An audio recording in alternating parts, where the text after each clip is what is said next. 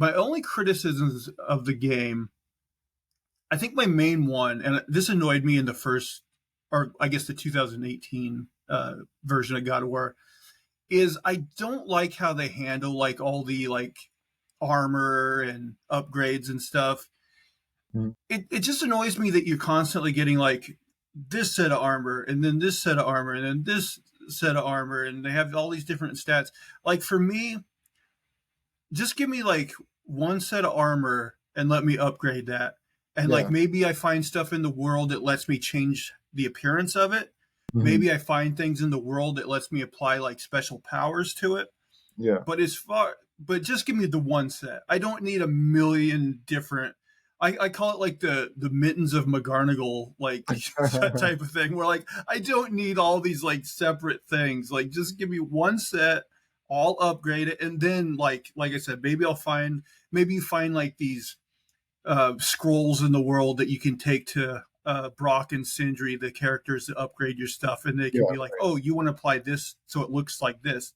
Like that to me would be kind of cool, but like the way they do it, I feel like I'm just like spending more time in the menus than I want to.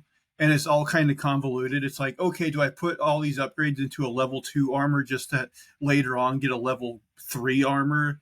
And like Right. maybe I like the special like power of the level 2 armor better than the level 4 armor. You know what I mean? And it'd Yeah. just be good to be able to uh, match the, you know, not have to always be doing that in and out of different sets of armor. It kind of annoys me, and I don't know why people like it. It's in so many games like Yeah. that I'm just like, why do people like this better than what they could be doing? You know what I mean? I do. I also had one issue with all those games. Like, I'm really bad at like the timing of the buttons.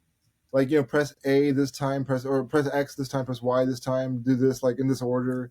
Because like for me, inevitably, I'm going to have to repeat those things. Like, I'm never going to get them right on the first try. So I have to, do the same move against this. I have to get the boss down to a certain level, get him in position again, and then like have to try those moves again. So that was kind of like irritating to me. But I get why it's not a big deal. I will say, oddly enough, so like in the first game, you start off with the Leviathan axe, and Mhm. that's like your main weapon. And Yeah, then I guess this is a slight spoiler for the 2018 game, but like anyone who wanted to play that game has played it by now.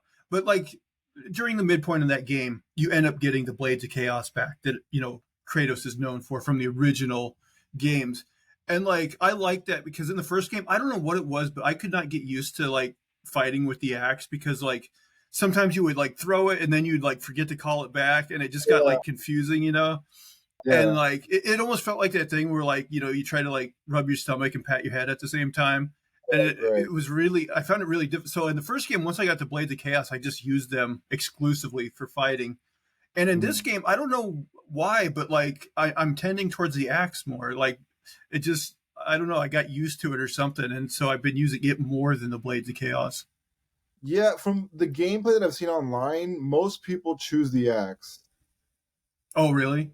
Yeah. Yeah, I that's think you can use it anyway for like all the like other stuff, like getting past like the puzzle, like the world and stuff. You have to hit something and do something else with the axe. So I think people just get used to using it anyway. But I think that is part of it because yeah, in between the fighting, you're always like either doing puzzles or you need to throw the axe at something, so it's always in your hand. So you got yeah, to do that extra button push to switch to the Blade of Chaos, and so I think it is just kind of a thing. Well, like I already have the axe, I'll just start using it.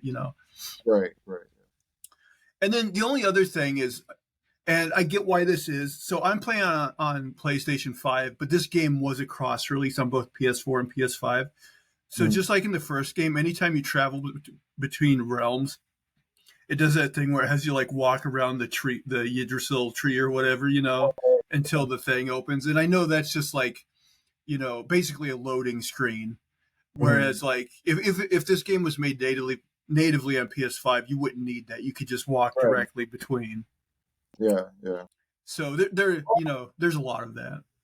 Probably you'll see the difference in the next game. Like you're playing the first one, right? The 2018. So I Well, think now the now I'm playing Ragnarok. Oh, you're playing. Okay, okay. So Yeah. that's that was made for PS4 mostly. Like it Well, wasn't. it was a cross-gen game, so it released on PS4 and PS5. I'm playing the PS5 version, but because it was a cross-gen game, it still has those loading times. Makes sense. Yeah. Yeah. Next one will be perfect for you guys. Yeah, yeah. Eventually, man. I would say by the next console generation, yeah, loading screens will be basically nothing. They for games natively made on PS5, they pretty much already are, which is really cool. Right.